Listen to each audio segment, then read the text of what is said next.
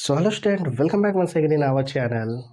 Students, आज की इस वीडियो लेक्चर में हम क्लास 10th के एनसीईआरटी मैथ के चैप्टर नंबर 3 को स्टार्ट करने जा रहे हैं। और आज इस चैप्टर में हमें जितने फॉर्मूले यूज होंगे, सारे फॉर्मूलों के बारे में हम इसी वीडियो में डिस्कस कर लेंगे, जिससे कि हम बगैर एक्सरसाइज को पढ़ाए हुए भी एक्सरसाइज के कुछ क्वेश्चनों को सॉल्व कर लें। ठीक, बहरहाल एक्सरसाइज तो आपकी पूरी पढ़ाई जाएगी, लेकिन क्या होता है कि अगर हम लोग एक बार स्टार्टिंग में उसका ओवरव्यू ठीक से समझ लेते हैं तो हमको एक्सरसाइज सॉल्व करने में कोई प्रॉब्लम नहीं होती है। ठीक, तो चलिए बगैर टाइम वेस्ट किए आते हम अपने टॉपिक की तरफ। बट अगर अभी तक आपने चैनल को सब्सक्राइब नहीं किया है तो जरूर चैनल को सब्सक्राइब करें और नोटिफिकेशन बिल को ऑन करें। तो चलिए स्टूडेंट, आते हैं टॉपिक की तरफ। अब देखिए, हमारा जो आज का टॉपिक है बेटा कि pair of linear equation in two variable, यानी कि दो चर वाले रैखिक समीकरण युग्म। तो प्रीवियस क्लासेस में हम स्टार्टिंग से ही पढ़ते आ रहे हैं चर और अचर के बारे में, दैट मीन वेरिएबल और कांस्टेंट के बारे में। अब देखिए, जितने भी हमारे वर्ड हैं, अक्षर हैं, जैसे A to Z जो भी है आपका, इन सभी को हम किसके रूप में लेते हैं? वेरिएबल्स के रूप में, यानी कि चरों के रूप में, है ना। इसके बाद क्या है कि जो हमारे न्यूमेरिकल वैल्यू होती हैं, यानी कि हम कह सकते हैं कि जो हमारी गिनती होती हैं, जैसे 1 2 आप सवान आप जितना भी जाइए, तो इनको हम कांस्टेंट के रूप में लेते हैं, यानी कि अक्षर के रूप में। ठीक, तो हमें क्या करना है कि आज हमें पढ़ना है कितने चर के बारे में?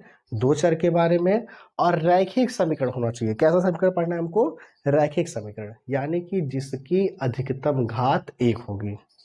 अधिकतम घात कितनी होगी? 1 होगी। किसकी? वेरिएबल की, ना कि कांस्टेंट की। कांस्टेंट की घात कुछ भी हो, उससे हमें कोई फर्क नहीं पड़ता। हमारा जो फर्क पड़ेगा बेटा, वो इस बात पे पड़ेगा कि हमारे वेरिएबल की पावर 1 होगी। ठीक, तो चलिए हम देख लेते हैं इसकी डेफिनेशन। देखिए बेटा, जैसे मान लीजिए कि दो चर आपको दिए गए हैं। चर की अधिकतम घात कितनी है? कुछ नहीं तो 1 मानेंगे, ठीक ना। तो इस प्रकार का समीकरण क्या है? रैखिक समीकरण कहलाता है ना। यानी कि ऐसे दो चर जिन्हें बीजगणितीय चिन्ह के द्वारा अलग किया गया हो और जिनकी अधिकतम घात 1 हो, तो इस प्रकार के चर को हम दो चर वाले रैखिक समीकरण युग्म कहते हैं। युग्म मतलब बेटा जोड़ा, इनका पेयर, है ना। अब जैसे एक समीकरण ये हो गया, एक मान लीजिए कोई और हम ले लेते हैं, जैसे 2a + 5b = 10। ये भी क्या है? ये भी हमारा रैखिक समीकरण ही है। क्यों है रैखिक समीकरण? क्योंकि इसमें चर की अधिकतम घात कितनी है? 1 है। चर की अधिकतम घात कितनी बेटा? 1 है। ठीक, तो अब हमें करना क्या है कि इस चैप्टर में हमें इसी को सॉल्व करना है। पहले तो बहुत सारी विधियां थी, लेकिन अब सिलेबस इतना शॉर्ट हो गया है कि आसानी से हमें केवल 3 विधियां पढ़नी है। पहली पढ़नी है हमको ग्राफीय विधि, दूसरी पढ़नी है गणितीय विधि। गणितीय में भी 2 विधियां हैं। ठीक, कौन कौन सा? प्रतिस्थापन विधि और विलोपन विधि, यानी कि सब्स्टिट्यूशन मेथड और एलिमिनेशन मेथड। तो हम क्या करते हैं कि एक एक विधि को आसानी से समझते हैं और पूरा टॉपिक इसी में हम लोग कवर करने का प्रयास करते हैं। देखिए, सबसे पहले एक फॉर्मूला हमको मिलेगा बताने के लिए 3.1 में कि आपका जो दिया गया मान है वो संगत है या असंगत है। ठीक, तो इसमें आपको हमेशा 2 समीकरण मिलेंगे। कितने समीकरण मिलेंगे? 2 समीकरण। मान लो पहला समीकरण हमारा a1x + b1y + c1 = कितना है? 0। और जो सेकंड इक्वेशन है वो a2x + b2y + c2 = 0 है। ठीक, अब इसी समीकरण को हमें हल करके x और y का मान निकालना है। ठीक, तो हम करेंगे क्या कि x और y के मान को निकालने के लिए इसको हम बताएं आपको कि 2 विधियों से हल करेंगे। या तो आप ग्राफी से इसका मान सॉल्व कर लीजिए या फिर गणितीय से। लेकिन ग्राफी में भी हल करने के लिए इसका कुछ शर्तों का पालन करना आवश्यक है। ध्यान दीजिएगा, पूरी वीडियो इसलिए आपको देखनी है। पूरी वीडियो में आपका चैप्टर 3 कवर हो जाएगा। इसका कुछ नियमों का पालन करना आवश्यक है। अब वो नियम क्या है, ध्यान दीजिएगा। इसके जो कोफिशिएंट हैं एक्स और वाई के, a1/a2, इनका जो रेशियो है बेटा वो एक दूसरे के इक्वल नहीं होना चाहिए, तब इनका मान हमें मिल सकता है। या b1/b2 c1/c2, तब भी हमें एक्स और वाई के इनफाइनाइट वैल्यू मिल सकती है। और अगर कुछ ऐसा रिलेशन आ गया, देखिए हम बात कर रहे हैं ग्राफ की बेटा, और ग्राफ क्या ये हर जगह आपका अप्लाई होगा। अगर ऐसा आ गया कुछ, तो इसका मतलब है कि हम इसको सॉल्व नहीं कर पाएंगे। अब हम इनका एक एक मतलब समझते हैं बेटा।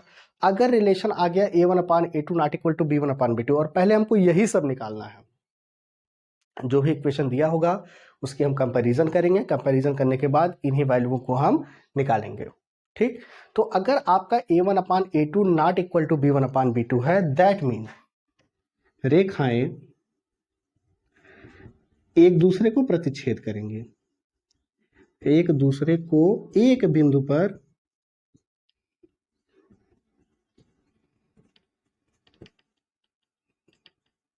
प्रतिच्छेद करेंगी। ठीक, अब जब ये प्रतिच्छेद करेंगे वो भी एक बिंदु पर, इसका मतलब है कि ऐसे रेखाएं एक दूसरे को काट रही हैं एक पॉइंट पर, और जब एक पॉइंट पर काटेंगी तो जहां ये काटेंगी वहां पर दोनों के एक्स और वाई का मान आपस में क्या होगा, बराबर होगा। अर्थात हम ये कह सकते हैं बेटा तब ये हमारा संगत होगा। संगत होने का मतलब है कि हम इसका मान ज्ञात कर सकते हैं। नेक्स्ट पे आते हैं, अगर मान लो ऐसी बात आ रही है तो इसका मतलब बेटा ना कि ये संपाती हैं। अब संपाती का मतलब बेटा इनके अनेक हल हैं। कितने हल है बेटा, अनेक, मतलब जितना चाहिए आपको उतना हल मिलेगा इनका। क्यों, क्योंकि इसमें जो पहली रेखा है उसी के जस्ट ऊपर दूसरी रेखा भी होगी। ठीक, उसी के जस्ट ऊपर दूसरी रेखा भी होगी। ठीक, इसलिए इसके अनंत हल मिलते हैं, मतलब दोनों को हल करके एक्स और वाई का मान निकालने में। ओके, थर्ड पे आते हैं बेटा हम, ये आ गया हमारा। अगर ये केस बन रहा है, इसका मतलब हमारे जो रेखाएं हैं बेटा वो क्या है, समांतर हैं। कैसे बेटा, समांतर है, पैरेलल है। और जब दो रेखाएं एक दूसरे के समांतर हैं बेटा तो इनका कोई हल तो मिलेगा नहीं, क्योंकि ना तो एक्स वाई किसी पॉइंट पर काट रहे हैं ना एक दूसरे के ऊपर आ रहे हैं। जब तक काटेंगे नहीं तब तक एक्स और वाई का मान मिलने वाला नहीं है। इसका मतलब क्या होगा कि ये हमारा असंगत होगा, मतलब ये हमारे किसी काम का नहीं है, हम इसको सॉल्व नहीं करेंगे। ठीक, तो ये होती है ग्राफी विधि से किसी क्वेश्चन को सॉल्व करने की तीन शर्तें। तीनों शर्तों में आपको अगर ये दो शर्तें मिल रही हैं तब आप आगे ग्राफ बनाइएगा, नहीं मिल रही हैं तो वहीं पर हम छोड़ देंगे कि इसका ग्राफ नहीं बनाया गया। मतलब इसका एक्स और वाई का मान नहीं ज्ञात किया जा सकता है, ग्राफ हम बना सकते हैं। ठीक, ग्राफ में हम ड्रॉ कर सकते हैं लेकिन इनके एक्स और वाई का मान मिलना पॉसिबल नहीं होगा। ठीक, अच्छा, तो अब क्या होता है कि हम एक इक्वेशन लेते हैं और समझते हैं कि इस इक्वेशन से हम ग्राफ बनाएंगे कैसे।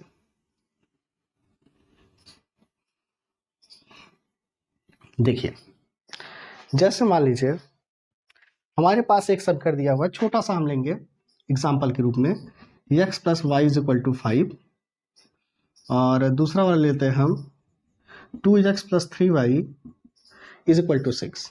आप कोई भी क्वेश्चन ले सकते हैं और एक्स वाई की कोई भी वैल्यू ले सकते हैं।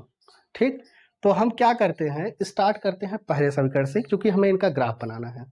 तो ग्राफ बनाने के लिए हम सबसे पहले बताए थे कि अगर ग्राफ बनानी है आपको, इनको ग्राफी विधि से इनके एक्स और वाई का मान निकालना है तो पहले हमें इनका अनुपात निकालना होगा। तो आइए सबसे पहले हम क्या करते हैं, इनका अनुपात निकालते हैं। ये प्लस 5 तब आएगा -5 होगा, तुलना a1x प्लस, जिससे अभी फॉर्मूला हम बताए थे, करने पर, तो a1 बराबर कितना आ जाएगा बेटा 1, b1 बराबर कितना आ जाएगा बेटा 1, और c1 बराबर कितना आ गया बेटा -5, माइनस कितना आ गया 5। नेक्स्ट पे आते हैं, हम दूसरा इक्वेशन लेते हैं, 2ax प्लस 3y -6, क्योंकि प्लस उस साइड जाएगा तो माइनस होगा, बराबर 0 की तुलना a2x plus b2y plus c2 बराबर 0 से करने पर। तो जब हम इनकी कंपैरिजन करेंगे बेटा, तो a2 इक्वल टू 2 आ जाएगा, b2 इक्वल टू 3 आ जाएगा, और c2 इक्वल टू आ जाएगा बेटा माइनस कितना, 6। ओके, अब इसके बाद क्या करेंगे, हम रेशियो निकालेंगे a1/a2। देखिए वैल्यू ऑफ a1 कितनी बेटा 1, a2 कितनी है 2, b1/b2 वैल्यू ऑफ b1 कितनी बेटा 1, b2 कितनी बेटा 3। तो यहीं से हम समझ सकते हैं कि a1/a2 is not equal to b1/b2। That mean ये संगत है, और इनको हम ग्राफिक विधि से क्या करेंगे, सॉल्व करेंगे। तो यहां हम लिख सकते हैं बेटा कि a1/a2 not equal to b1/b2। ठीक, तो ये क्या करेंगे, प्रतिच्छेदी है, संगत है, अर्थात इसमें हमें x और y का मान मिलेगा। ठीक, तो इतनी बात हमें जहां तक अनुमान है आपको समझ में आ गई होगी, क्योंकि स्टार्टिंग बात थी।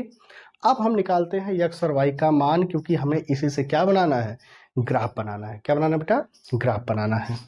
तो देखिए पहले समीकरण से आते हैं, x प्लस वाई बराबर 5 लेते हैं। आप x और y का कोई भी मान लीजिए और उसी के लिए दूसरे का मान निकालिए। जैसे हम मान लेते हैं कि जब x बराबर हमने 0 ले लिया, दैट मीन 0 प्लस वाई बराबर कितने के आ जाएगा बेटा 5 के। तो y बराबर हमारे पास कितना आ गया बेटा 5। और जब y बराबर हमने 0 ले लिया, तब x बराबर कितना आ जाएगा बेटा हमारे पास 5 आ जाएगा। अर्थात अगर एक इस बॉक्स में हम इसको ले, कम से कम आप लोग 3 मान लीजिएगा, हम यहाँ पर 2 मान लेकर आपको दिखा दे रहे हैं। या एक और हम ले लेते हैं कि x का मान हमने ले लिया 1, तो y का मान -1 इस तरफ आ जाएगा, तो कितना आ जाएगा 4। तो x का मान 0, y का मान 5, y का 0, x का 5, x का 1 और y का कितना आ गया बेटा 4 आ गया। ठीक, अच्छा अब सेकंड वाले पे हम आते हैं। सेकंड वाला हमारा क्या है, 2x plus 3y is equal to 6। तो यहां लिखेंगे हम जब x बराबर 0, तो 2 into 0 plus 3y is equal to 6, 3y is equal to 6, then y is equal to 6/3, that mean कितना आ जाएगा 2 ना। अगला मानेंगे जब y इक्वल टू 0, तब क्या आ जाएगा बेटा 2x is equal to 6, x is equal to 3। अब इसके बीच में आप फिर एक कोई मान ले लीजिएगा, x और y, x का 0, y का 2, y का 0, x का 3। आप एक कोई और कोफिशिएंट ले लीजिएगा। ठीक, चलिए, तो इतनी बात हम समझ गए कि हमने क्या किया, ग्राफ निकालने के लिए सबसे पहली बात हमने इसकी कंपैरिजन की, कंपैरिजन करने के बाद इसके x और y का मान निकाला, फिर उसके बाद हम लोग यहाँ पर आ गए। ठीक, अब हम क्या करते हैं, इसी का ग्राफ बनाते हैं। तो देखिए ग्राफ कैसे बनेगा, उसके लिए हम थोड़ा सा इसको हम इरेज करते हैं।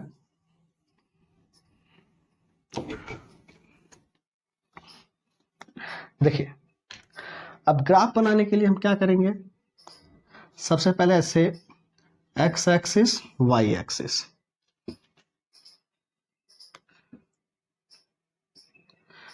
ऐसे ग्राफ पेपर में आपके कटा होगा,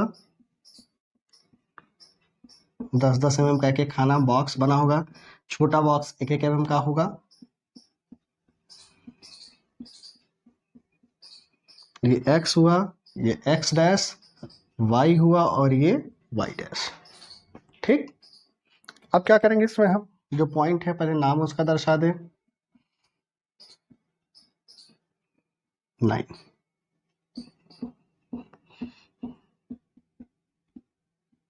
ठीक, इस एरो का मतलब यही होता है कि हम जहां तक चाहें इसको आगे बढ़ा सकते हैं।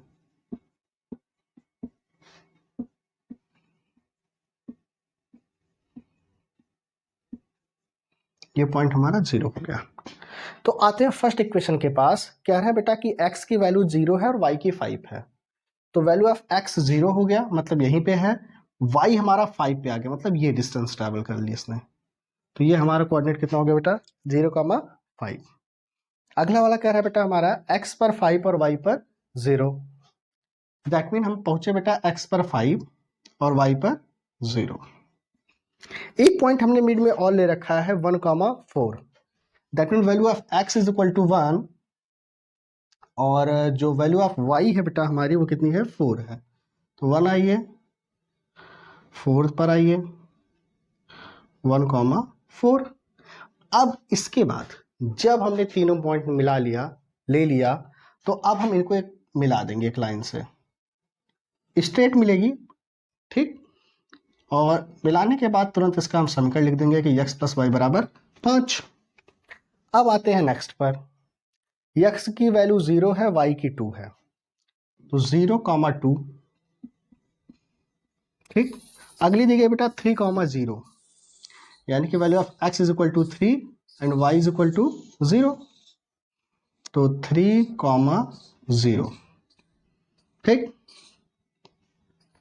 तो यहां पर अगर हम इसको देखें तो फिर एक बार हमें देखना होगा इसको। x की वैल्यू 0 है, 0 हो गया, y इक्वल टू 2 आ गया, है ना। y की वैल्यू हमने 0 ली तो x की वैल्यू 3 आ जाएगी, ठीक। तो 3,0 एंड 0,2, ठीक। तो जब हम इसको सॉल्व करेंगे बेटा तो हमारा जो कुछ आएगा क्वाड्रेटरल वो कुछ इस टाइप का आ जा रहा है, यहां से ऐसे आ जा रहा है, ठीक ना।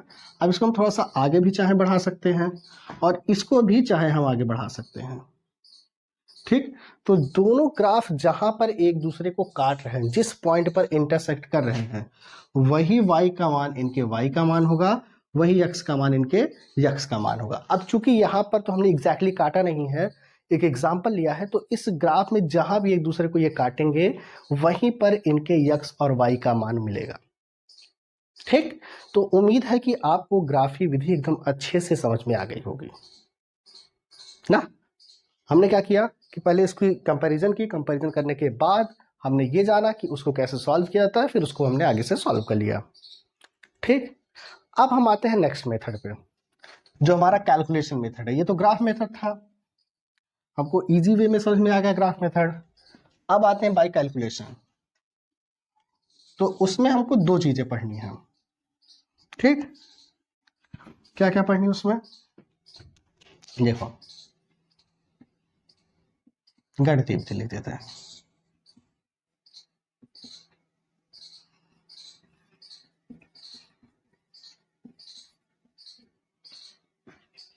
अब गणितीय विधि में हम जानते हैं बेटा दो विधियों को, क्योंकि पहले तो तीन थी, पंचगुणनखंड विधा, तो लेकिन अब इस बार सिलेबस से बाहर हो गया है। तो जब बाहर हो गया तो हमको उसको पढ़ने की कोई आवश्यकता नहीं है, हमको उन्हीं चीजों को जानना है जो हमारे सिलेबस में है, ठीक। अब गणितीय विधि में दो विधियां हैं। पहली विधि है आपकी प्रतिस्थापन विधि और दूसरी है आपकी विलोपन विधि ना। तो प्रतिस्थापन मीन्स क्या होगा?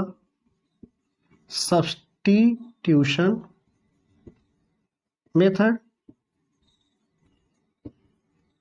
और एलिमिनेशन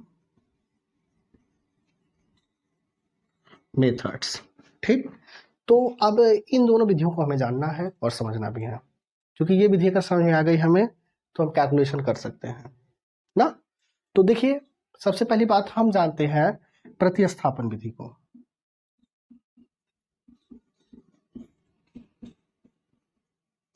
अब प्रतिस्थापन विधि, देखिए प्रतिस्थापन मतलब क्या करेंगे हम कि एक चर को पूरी तरह प्रतिस्थापित कर देंगे, फिर उसका मान हम निकाल लेंगे। जैसे एक समीकरण दिया गया, for example x plus Y is equal to 5 और x minus Y is equal to है मान लीजिए 3। Equation number first, equation number second, है ना।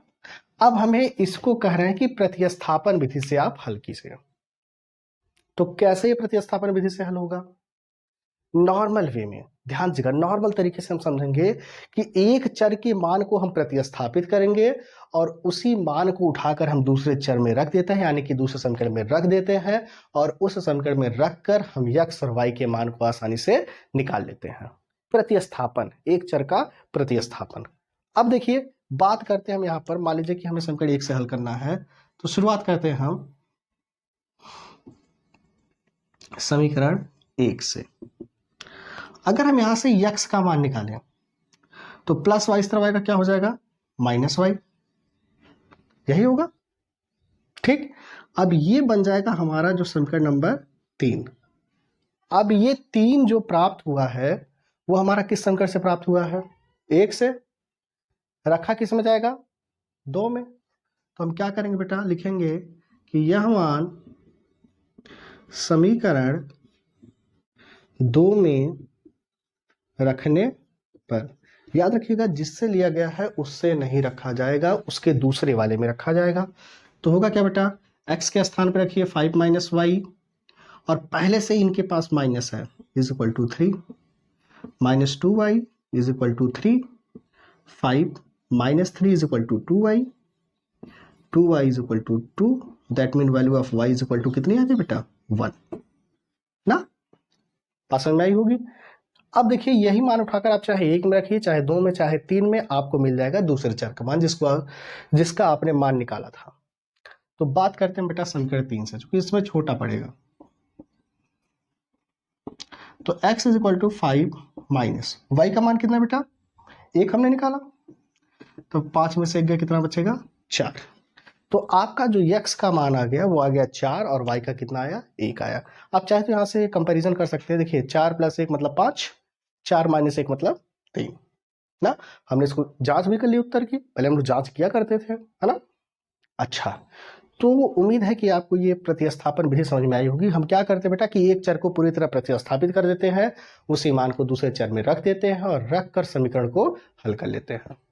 ठीक, तो ये थी हमारी प्रतिस्थापन विधि। अब नंबर आता है विलोपन विधि का। तो देखिए विलोपन विधि क्या है।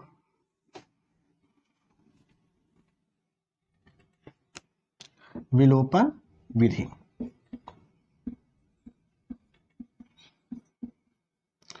विलोपन विधि का मतलब होता है बेटा विलुप्त कर देना, यानी कि हम एक चर को विलुप्त करेंगे और उस चर को विलुप्त करने के बाद हम दूसरे चर का मान निकाल लेंगे, फिर जो मान आया है उसी मान को हम समीकरण में रखकर अगले वाले चर का मान आसानी से ज्ञात कर लेते हैं। फॉर एग्जाम्पल देखिए 3 तरह के क्वेश्चन इसमें हो सकते हैं। पहला टाइप आपको बता देता हूं,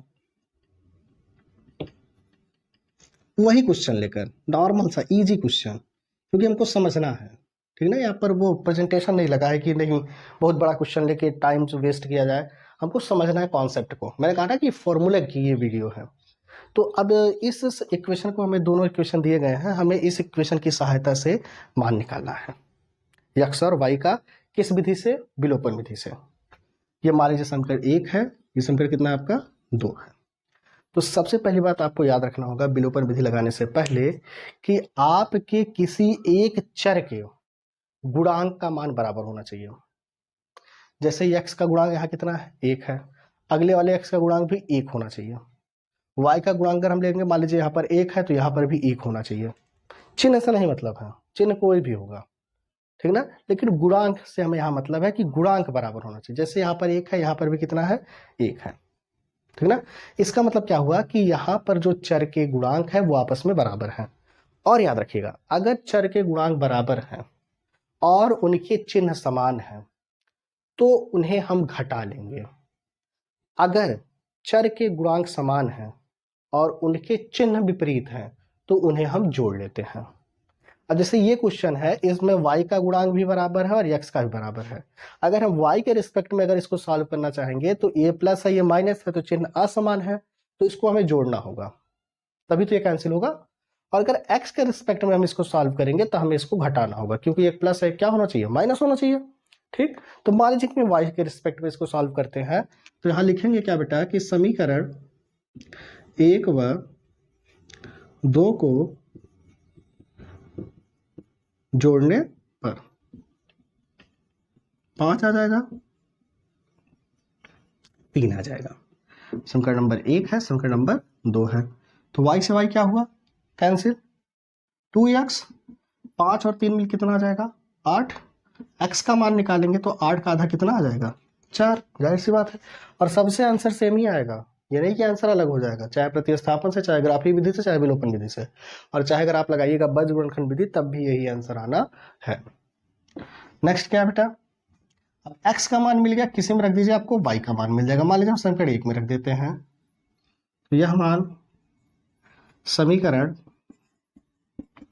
1 में रखने पर, तो जब हमने इस मान को समीकरण 1 में रखा बेटा, तो 4 + y बराबर 5 के, तो y बराबर 5 - 4, 5 में से 4 के कितना बचा 1 ना। ये था इसका पहला स्टेप, मतलब कि ये एक मेथड है जो कि हम लोगों ने 3 टाइप में इसको पढ़ रखा है। वो 3 टाइप क्या है कि मान लीजिए कि पहले में गुणांक बराबर है, दूसरे में देखिए हम क्या करेंगे कि एक का मान लीजिए कि एक कुछ और होगा, ये कुछ और होगा, तब हम इनके गुणांक को बराबर करेंगे। तीसरे में किसी भी केस में बराबर नहीं होगा, तो उसको बराबर कैसे किया जाएगा वो हम समझेंगे। तो ये तो पहला केस था, इसको हमने आसानी से समझ लिया। अब देखिए दूसरा केस क्या होगा।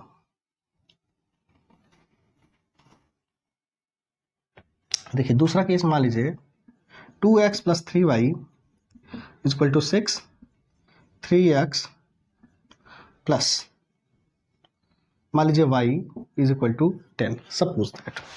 ये हमारे पास क्वेश्चन दिया हुआ है। देखिए अब ये हमारा इक्वेशन नंबर फर्स्ट है और ये हमारा इक्वेशन नंबर सेकंड है। यहाँ पर x का गुणांक कितना दिया है 2, यहाँ पर कितना दिया है 3, चलिए ठीक है। y का गुणांक यहाँ पर कितना है 3, यहाँ पर y का गुणांक कितना है कुछ नहीं तो 1 है। तो हम करेंगे क्या कि इस 1 को हम 3 बना सकते हैं। कैसे बनाएंगे, इसकी दोनों पक्षों में हम 3 का गुणा करा देते हैं, तो क्या हो जाएगा, ये भी 3 हो जाएगा, ये भी कितना हो जाएगा 3। इससे भी सॉल्व कर सकते हैं, अभी ये भी बता रहे हैं इसी इक्वेशन में, इसी सोल्यूशन से ही बताएंगे, लेकिन फिलहाल अभी हम दूसरा मेथड समझ रहे हैं। देखिए 3 टाइप के क्वेश्चन आ सकते हैं विलोपन विधि से, तो पहला हमने बता दिया, दूसरा ये वाला है।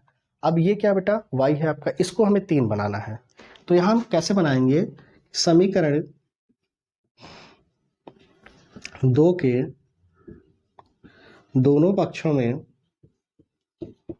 3 से गुणा कराने पर, तो कराएंगे तो 3 × 9x + 3y बराबर 10 × 3 = 30। मान लीजिए समीकरण कितना बन गया ये 3। अब इसी के नीचे हम रख देते हैं समीकरण 1 को 6, और यहाँ लिख देंगे क्या करने पर, घटाने पर। क्यों घटाएंगे भैया, क्योंकि चिन्ह समान है, चर के गुणांक बराबर हो चुके हैं। तो यहाँ माइनस, यहाँ माइनस, यहाँ भी क्या होगा माइनस, तो ये क्या हो गया कैंसिल। 9 में से 2 गए 7x बराबर कितने के 24 के, तो x बराबर आ जाएगा 24/7। तो ये तो कटने वाला है नहीं, ठीक। अब यही मान उठाकर हम समीकरण 1, 2 या 3 में रख सकते हैं। तो मान लीजिए 1 में रख देते हैं हम, तो यह मान 1 में रखने पर, तो रख देंगे जब, तो 2 गुणे x का मान है बेटा 24/7 + 3y बराबर 6 के, तो 24 दूना के 48/7 बराबर 6 के, तो 6 - 48 बटा कितना आ जाएगा 7। सब पढ़ रखे, नॉर्मल सा कैलकुलेशन है। 3y बटा इसका कुछ नहीं तो कितना करेंगे 1 करेंगे, 7 × 6 = 42 माइनस 48 बटे कितना बेटा 7। अब 42 और 48 घटाएंगे कितना आ जाएगा -6/7। 3 × 9 = 3, 3 दूना के 6, तो y बराबर आ जाएगा -2 बटे कितना बेटा 7। तो इसको हम लिख लेते हैं यहाँ पर कि हमारा जो x का मान आया है वो 24/7 आया है, और जो y का मान आया है वो -2/7 आया है, ठीक। अच्छा, अब यही मान अगर हमारा अगली विधि से भी आ जाएगा तो हमारी अगली विधि भी सही होगी, ठीक। अब मान लीजिए कि क्वेश्चन कुछ इस प्रकार से आ गया है, इसको आप लोग नोट कर लिए होंगे मुझे उम्मीद है। देखिए अब हम मान लेते हैं कि क्वेश्चन कुछ इस प्रकार से हमारा आ गया है कि ना तो इसका गुणांक बराबर है ना तो इसका बराबर। जैसे मान लीजिए अभी y को हम भूल जाते हैं, x की बात करते हैं, तो यहाँ 2 है, यहाँ क्या है 3 है। अब मुसीबत यह है कि ऐसा कोई गुणनखंड ही नहीं है, कोई फैक्टर ही नहीं है कि एक में किसी का गुणा करा दे तो दोनों बराबर आ जाए। तो इस केस में हम दोनों इक्वेशन में गुणा कराते हैं। दोनों इक्वेशन में क्या गुणा कराएंगे, पहले वाले गुणांक को दूसरे समीकरण में, ये वाले गुणांक को इस वाले समीकरण में गुणा करा देते हैं। तो क्या होगा, 3 दूना के 6, 2 तिहाई 6, तब भी ये क्या हो जाएंगे, बराबर हो जाएंगे। ठीक, तो हम यहां लिखेंगे बेटा कि समीकरण 1 के दोनों पक्षों में 3 से गुणा और 2 के दोनों पक्षों में 2 से गुणा कराने पर। तो जब हम ये गुणा कराएंगे बेटा तो 3 दूना के 6x प्लस 3 त्रिका 9y बराबर 3 छक 18, 3 से y गुणा कराए हैं, है ना, ये y है। अच्छा, नेक्स्ट वाला क्या होगा बेटा, 6x प्लस 2y बराबर 10 दूना के 20। अब यहाँ क्या लिखेंगे बेटा, घटाने पर। क्यों, क्योंकि दोनों के चिन्ह एक समान है। मान लीजिए इक्वेशन नंबर हमारा 3rd है, ये हमारा मान लीजिए बेटा कौन सा है, 4th है। तो घटाएंगे तो नीचे के चिन्ह क्या हो जाएंगे, बदल जाएंगे। ये से क्या हुआ, कैंसिल, 3y में से 2y जाएगा तो कितना बचेगा y, और 20 में से 18 निकालेंगे तो माइनस कितना आ जाएगा, 2 ना। अब 20 में से 18 निकाले तो कितना आ गया, 2 आ गया। अर्थात हमारा जो y का मान आया बेटा वो आ गया हमारा कुछ इस प्रकार से। एक बार हमें फिर से गुणा कराना होगा। हमने इसमें 3 का गुणा कराया तो 3 दूना के 6x, 3 त्रिका 9y होगा। हमने यहाँ पर गलती से 3y लिख दिया है। ठीक, तो यहाँ पर आ जाएगा कितना बेटा, 7y, और y बराबर आ जाएगा -2/7। तो ये हमारा हो गया किसका मान, y का मान। देखिए यही आया था ना, वहां भी वही आया, इसका मतलब सही है हमारा कैलकुलेशन। सेकंड, अब यह मान उठाकर आप किसी में भी रख दीजिए। तो यह मान अब हम समीकरण 2 में रख देते हैं। रखने पर, तो जब हम इस मान को समीकरण 2 में रखेंगे बेटा तो क्या होगा, 3x माइनस 2 बटे कितना बेटा, 7 बराबर 10 के। तो 10 प्लस 2/7, 10 सत्ते 70, और 70 और 2 मिले कितना बेटा, 72 बटे कितना आ जाएगा, 7। तो 72/7 और बटे में फिर कौन आ गया, 3। अगर हम x का मान निकालेंगे तो 3 दूना के 6, 1 बचेगा 3 चौक 12/7। तो ये आ गया 24/7। तो याद रखिएगा कि 2 चर वाले रैखिक समीकरण को हम कुछ इसी प्रकार से हल करते हैं। या तो ग्राफी विधि से हल करेंगे, या फिर हम हल करेंगे बेटा प्रतिस्थापन विधि से, या फिर हम उसको हल करते हैं विलोपन विधि से। ठीक, तो उम्मीद है कि आज की जो हमारी ये क्लास है वो आपको पसंद आई होगी। अगर बेटा क्लास पसंद आई हो तो चैनल से जरूर जुड़िए, चैनल को सब्सक्राइब करिए, अपने दोस्तों के साथ शेयर करिए। और हाँ, यहाँ तक पहुँचकर इस चीज़ को सुनने के लिए आपका बहुत बहुत धन्यवाद। क्योंकि अगर जो बच्चा शुरू से लास्ट तक इसको देखा होगा वही ये समझ पाएगा कि हाँ ये मेथड सही है, हमको समझ में आ गई बात, और वही मेरी लास्ट वर्ड को समझ पाएगा। ठीक, तो आज की वीडियो में बस इतना student. Thank you so much student, thank you so much for watching.